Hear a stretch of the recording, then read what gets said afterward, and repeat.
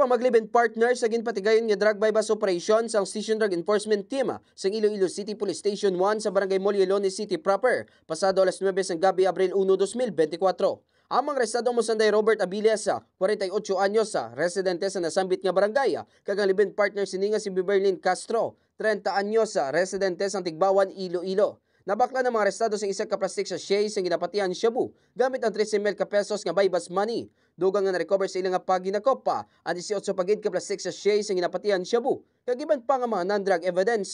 Si interviews ang K5 News FM Iloilo kay Police Captain Roque Jimeno III, officer in charge ng ICPS 1, ginpayag sini nga madugay man ang ilang monitoring antes ginkasan na sambit nga operasyon. Sana nilang bulos diri sa iyala mismo nga area diri sa Moliluni. Sa Moramiliesa sa kalapit nga ni Boring Barangay.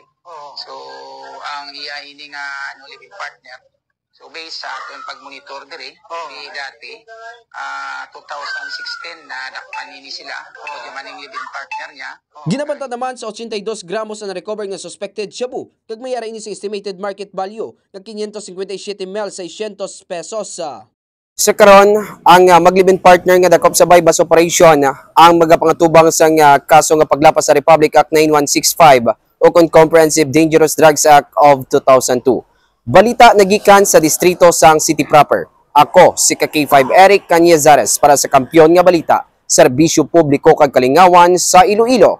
K5 News FM. This news is brought to you by, do you feel tired all the time? Do you have frequent infections? Do you have always cold? It's a sign of low immune system. Boost your immune system with Clinica D3 Bio, antibacterial, natural antioxidant, immune system booster. Clinica D3 Bio has vitamin D3, lauric acid, and monolurine to fight against all viruses. Try Clinica Vitamin D3 with Coccus nocifera.